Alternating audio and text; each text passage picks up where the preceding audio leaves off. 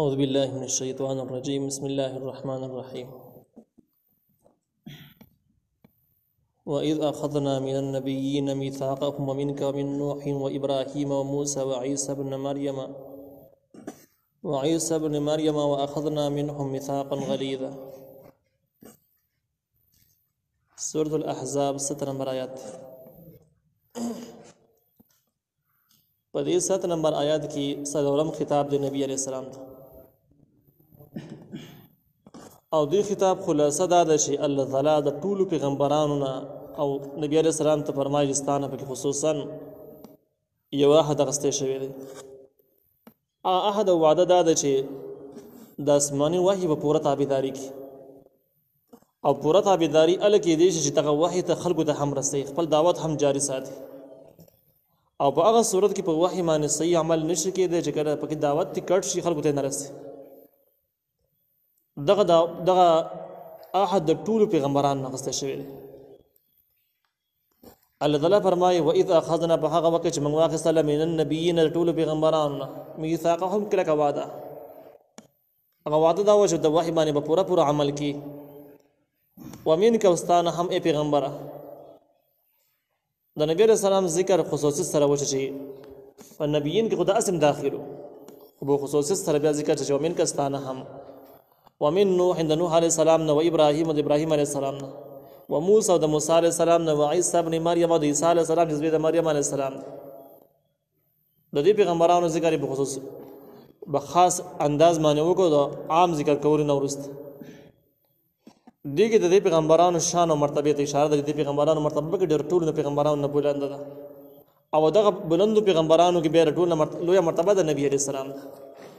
هغه به ټول مکه ذکر شو هغه چې د اخرنه پیغمبر دی.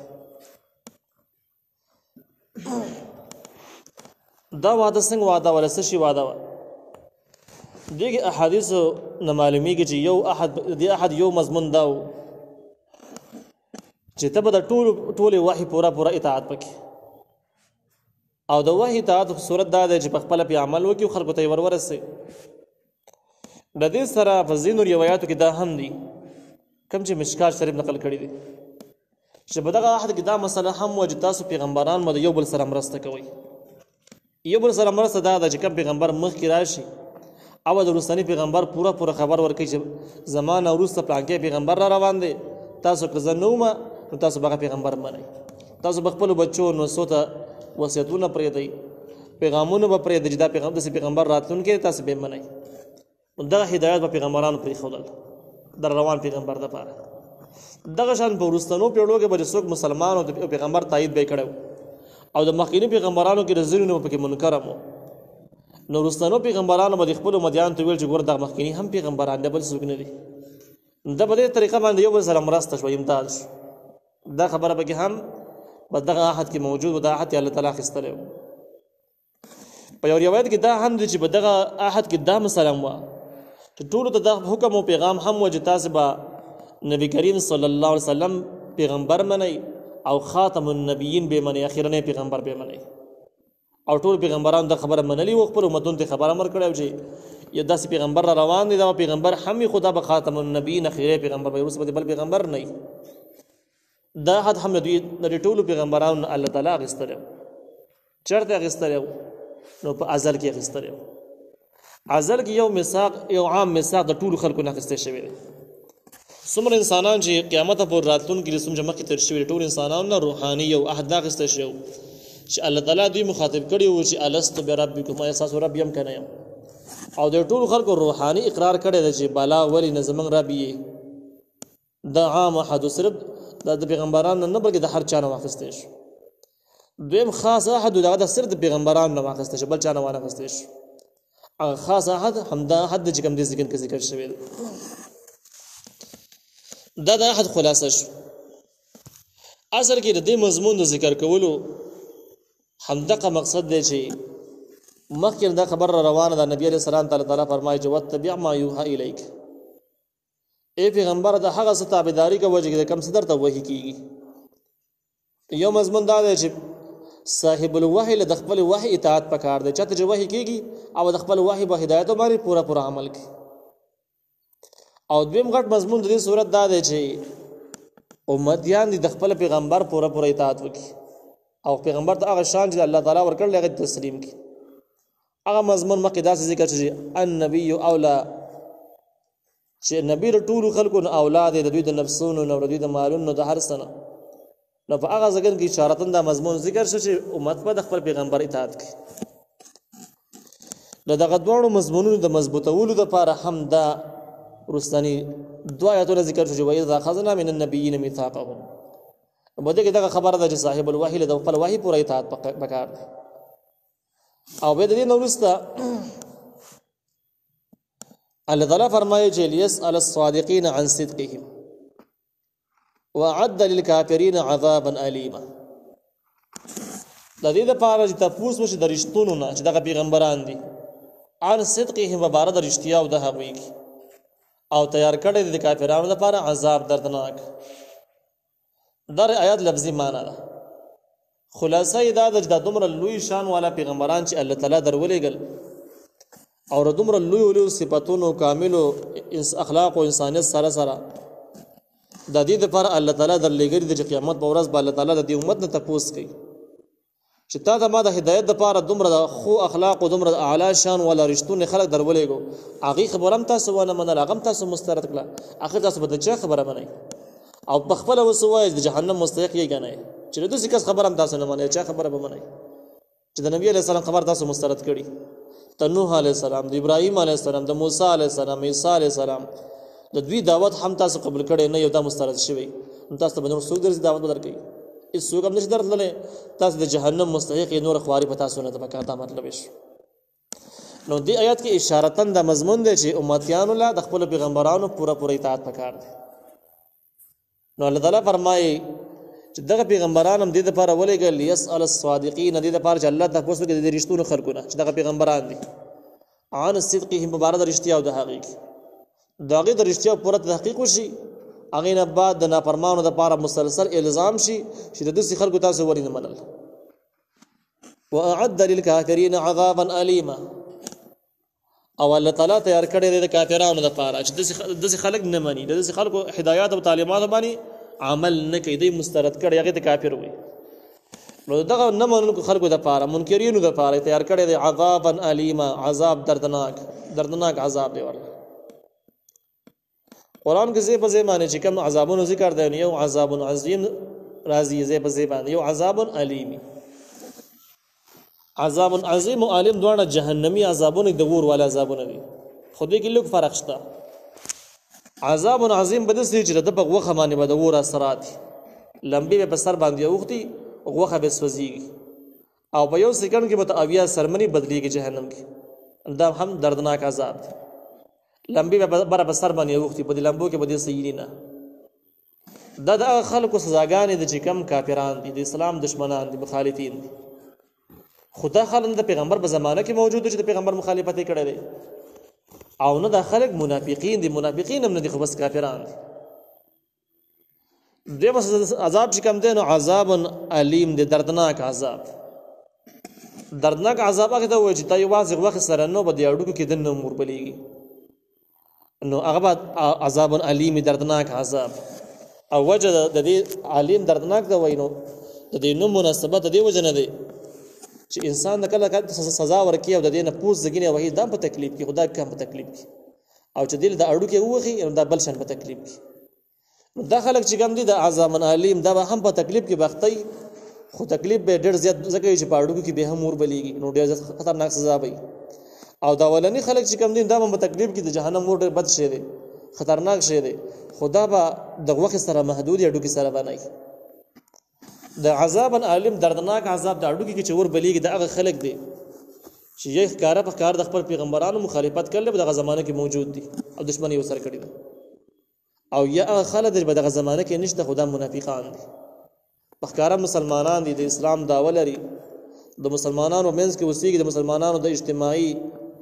صلاحیتونو نه فائدہ حاصلوي خو ټول کاروباري کفر د فار روان دي او ټول سازشونه د کفر د پاره د کفر ټول خبرې په مسلمانانو کې قائمول نه په زول خورول غواړي. یعنی د اسلامي احکامونو د سړی مطمئن نه دی اسلامي احکامو دشمن دی یا در جړل او نفرت دی لکه فحش خلک صدخواره خلک چې کوم په غړ سطح باندې صدخوري کوي د اسلام نه قایل کیږي یا کوم خلک چې د عیاشي او فحاشي مارکیټونه ګرم کړي دي په خپل باندې مرز باندې اخته دي په نشهیو سيزونو کې اخته دي دا غي فطرت اسلام نه غواړي اسلام نه دا غي یو الرجی او نفرت طبعا او یا د څه په خپل د نفرت دومره نه خو د پیسې محبت په دومره غالب دی چې د پیسې په زور باندې کوپریات په مسلمانانو کې قایمول خورول رایج کول غواړي او ظاهري شکل د مسلمان د جبا او انداز د مسلمانانو دی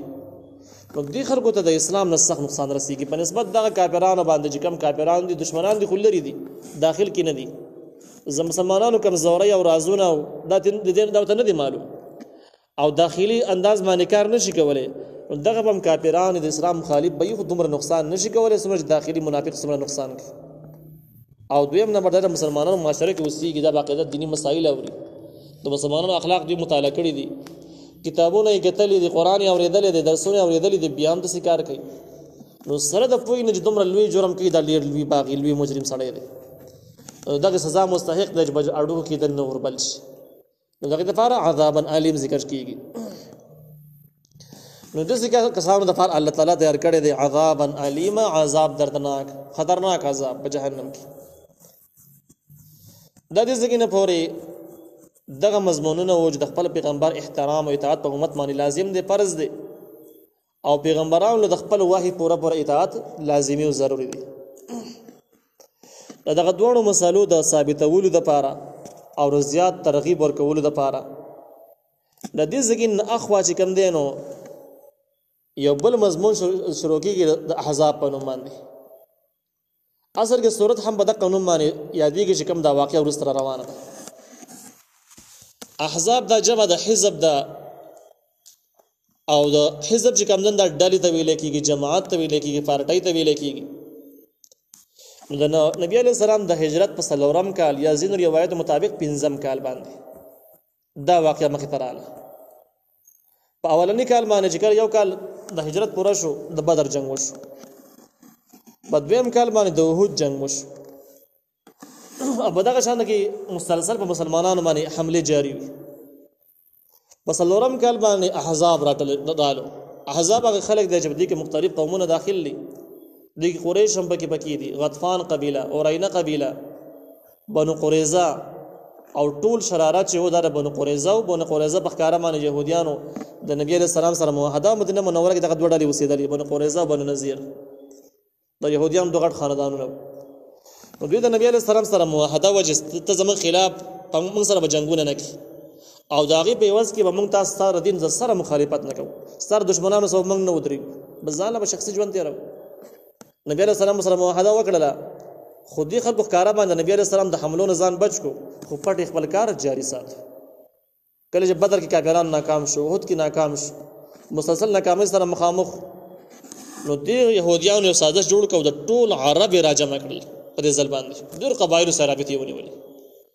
او دوی ته دا ویل چې په ښکارا باندې کوم صلح موحده کړل ښکارا باندې راځو خو پټ به زمون خلک جنگي خلک د کافرانو په صفونو کې بر رواني او د اخیرنه چانس ته بس د نبی عليه السلام او د ملګری اخیری خاتمه کوي په معنی چې بیا اسلام خور نش په دې قریش هم رالل کم چې مکه معظمه کې وسیدل پاتې شوی خلک په دې کې غورینه یو لوی قبیله را دا غونډه رااله بنو غطفان قبیله رااله بنو قریظه دا په غټ غټ خلک دي دین علاوه مختلف احزاب چې کوم دي نورم په دې کې شاملو او بنو قریظه چې کوم دي نو هغه په کې پټ شامل ښکارا په کې نو شامل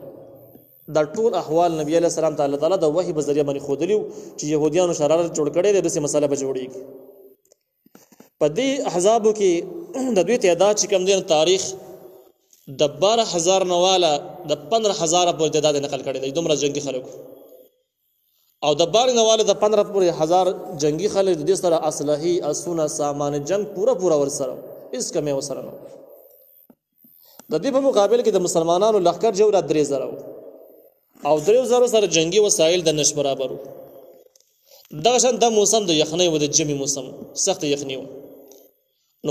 جنگ په حالات کې د وسایل جنگي حالات او کمه دغه شان د کې د وسایلو کمه د یخنۍ اثر سیواو یو خطرناک مرحله و نبی عليه السلام ته وحي شو وجداس خلک روان دي په مدینه منوره باندې ته هر طرف نه حمله ورکیږي د لښکې نه مدینه باندې حمله د بر نه حمله د هر اړخ نه حمله کې سره طرفه حمله وي او کسان په تعداد کې هم سیواري دغه لپاره تیاری ونیسي نبی علیہ السلام په دغه وخت سلمان فارسی رضی الله عنه راوخته چې د فارسیوان سړی د ایران اوسیدونکي دي او د پارس یعنی د ایران خلک ډېر جنگي خلک ته تاریخي جنگي خلک دي په جنگونو باندې پوي سلمان فارسی دی ول تاسو جنگي خلک یې او د ایران کې په پارس په طرفونو کې چې کله به جنگونه او دومره بغړ مقدار باندې به دشمن حمله کوله نو تاسو د داخلي دفاعي پروګرام په څه طریقه باندې بنیو هغه ورته وی چې موږ به چې کله دشمن به ډېر موږ به کم وسایل به د هغوی سره ډېرو نو په دفاعي طریقه باندې به موږ خندقونه وکړو جوړ خندقونه تیر چاپېره همداسې جوړې کاندې به ووهلې چې په هغې باندې اس نشي راپورې وتی په منډه نشي راپورې وتی دغه خندقونو نه همدې غاړې مورچې ونیولې نو هغې چې کله په اسونو باندې به راتلل نو ښکته به غورځېدل اس به راپورې وتی نه شو سیز به جوړ و او ډېر کولاو به اس په ټوپ هم دغه غاړې نه شوالی کله به چې دوی پیاده راکوځېدل نو موږ په غاښو باندې ویشتل بیا موږ هغې ته موږ ناست نبي علیه السلام ویل دا مشوره ټیک خندقونه باندې شروع وکړي په دغه طریقه باندې مدینې منورې نه تېر چاپېره خندق وکنسته شو او دې کې تقریبا 3000 صحابه کرام شامل دي په کنسترو کې کافي زمانہ به دې کې تیر شوله او د خندق تیارېدلو په منځ کې ډېر عجیبه واقعیات منځ کې رالو یو پر نبی علیہ السلام چې کله د کودایي دپاره کومه ګنټي یا کوداله استعمالوله هغه کوداله چې ووهله نو هغې یو شغله وکړه دوباره بیا رڼا وکړه درېیم پیارې چې بیا رڼا وکړه نبي علیہ السلام فرمایل چې په دې رڼا کې دنه الله تعالی ماته وښودل د روم او د پارس لوی قلاګانې د کسرا حکومتونه ماته په دې رڼا کې الله تعالی وښودل چې ستاسو په لاسونو به فتح کېږي او دا شان نور ډېر عجیبه واقعات پکې رالو د دې واقعې کې د منافقینو علامات تقریبا 15 علامات پکې هم ذکر شوي دي چې منافقین 15 قسم علامات خاوندانو ته غږېږي او د دې سره د وسایلو کمیدل د جنگ سختېدل هم قرآن ذکر کړی دي څومره سخت جنګ څومره سخت حالاتو د جنگ د جوړېدل چې کوم او د هغې نه وروسته د الله تعالی آسماني امداد څنګه راغی فتح څنګه طریقه باندې وشوه او څومره کامله فتح وه چې د ټولو عربو د ټولو قوتونه مات شول او د نبي علیه السلام فتح د اخرنی جنگ د لوی جنگ د چې بیا د هغې نه بعد کافرانو مزاحمت قابل پاتې نه شو نو نبي علیه السلام خلاف مزاحمت ونه کړو او دوی حمله ور شوي نه دي بیا اقدامي جنگ دی کافرانو نه دی کړی دا اخرنی چانس نو نبی علیه السلام چې کله دا خبرې وکړې نو په دې کې ځینې کسان داسې کمزور ایمان والا یا منافقین هم موجود راغلي نو اول سر کې منافقینو به ویل چې ګوره چې خبره خندقونو ته پرېوتله او کندې کنئ ښه دا ده چې مدینه منوره پرېږدئ بل چېرته لاړ شي اول سر کې به دا خبرې کولې ځکه چې دومره لوی قوتونو سره زموږ جنګ کول ممکن نه دي دا خبره صحیح نه ده نو په اول سر کې د نبي علیه السلام مخه به یې نیوله او دا اعتراضونه به یې کول کله چې نبي علیه السلام دغه خبرې وکړلې چې وس الله تعالی په دې رڼا کې ماته دغه لوی حکومتونه راوښودل چې دا فتح کېږي نو دوی به ویل چې دوی به مذاق مننډې شروع کړلې چې یو طرف ته کې خندقونه کوي نو په ناره خېټه پورې ګټې تړلې دي بل طرف ته کې نبي علیه السلام وایي چې د روم او د فارس او د کسرا بادشاهۍ هم ستاسو خپو ته راغورځېدو والا تاسو به یې نیسئ ویل دا ویل سره سمون نه خوري نو آسماني هدایت په خپل عقل باندې تلل او دا ګډې وډې به یې ویلې دا منافقت به یې کاوه د دې خلاصتاً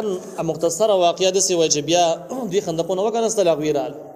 چاپېر شو خیمې ووښلې او لوی لوی دیګونه یې باندې کړل او د جنګي خلکو دپاره په غټ مقدار باندې خوراکي سامانونه تیارېدل لګیا و دوی خو دا خلک په خندقونو راپورې وتی نه شو نو کله په منځ کې به داسې د غشو جنګ وشو کله به د ګټو جنګ وشو په ګبل به یې کمرې ور او دغه طریقه باندې خو باقاعده جنګ ونه شو څه زمان تقریبا د یوې میاشتې پورې دا خلک ایثار و ناست و خیمې والې وي د یوې میاشتې نه بعد په دوی باندې یوه تیزه سیلۍ راله او دا سیلۍ دومره تیزه وه دوی خیمې اوچتې کړې ویل وځولې د کافرانو هغه د مسلمانانو هغه اوچتې نه کړې د هغوی چې کوم دیګونه باندې کړي وو د لښکریانو دپاره هغه دیګونه یې ټوله سیلۍ واړول ورونه یې مړه شو او د هغې نه بعد فرشتې راورسېدې اگر چې دې فرشتو په دغه ځای کې جنګ نه دی کړی دا ولنۍ فرشتې دي چې راغلې خو جنګ ونه شو دې تور استعمال نه کړي بلکې دې فرشتو به داسې کار کوو چې ځای په ځای باندې به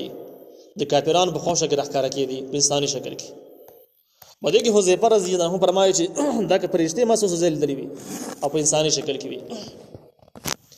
د هغې نه علاوه به د کافرانو په خیمو نه تېر چاپېره د الله اکبر آواز هم لګاوه په تیزه باندې چې کله به شپه شوه دې کومې خیمې وښلې کوم ځای کې دوی ناست په غټ مقدار باندې تقریبا 15,000 لښکر دی شپې به ناسته به د خیمو نه تېر چاپېره به د الله اکبر نارې شروع شوې او د دغې نارو سره به دوی سخت هیبت واخیستل چې کنې کسان رانه چاپېر شو چې دوی به کله به رڼا شوه هېڅوک به نه راپورې ودې څوک به نه دا شپه به دوی باندې داسې تېره شوه بیا بله شپه باندې دوی چې فرشتې راغلې او په دغه خیمو خوښه کې نارې ووهلې چې تښتئ حالات بیخي نازک دي خلک راورسېدو مونږ ستاسې خیرخواه یو ښه دا ده چې د زګي نه خپي وباسي کافرانو دغه زګي نه په منډه شو خپل سامان راغونډولو ته هم جوړ نه شو دغه دومره غټ مقدار باندې اسونه اوښان سوناګانې پیسې ډېر څه جنګي سامانونه راوړ د ټول په دغه زګي کې پاتې شو او د احزابو دغه جنګ چې کوم دی دا باقاعده جنګ ونه شو دوی وتښتېدل ټول سامانونه الله تعالی مسلمانانو ته همدغه شان په لاس باندې ورکړل نو په دې واقع کې د هغې په دې ځای کې د اخوا آیتونو کې د دغې واقعې تفصیل دی بحث دی او اشاره د دې خبرې ده چې تاسو د خپل پیغمبر اطاعت وکړو د منافقینو د نورو خلکو وانه اورېدل د اسلام مقابله کې د هغې شرارتونه وانه اورېدل الله تعالی تاسو له څومره لویه فتحه درکړله څومره لوی عزت یې درکړو څومره لوی نعمتونه یې درکړل بغیر د جنګ نه درکړل نو که په آینده وختونو کې تاسو د خپل پیغمبر باندې غیرت کوئ وفاداري کوئ قیامت پورې مضمون ده چې تاسو د الله تعالی د پیغمبر په دین باندې غیرت کوئ الله تعالی به همدغه شان فتوحاتونه عزتونه مالونه تاسو له بیا هم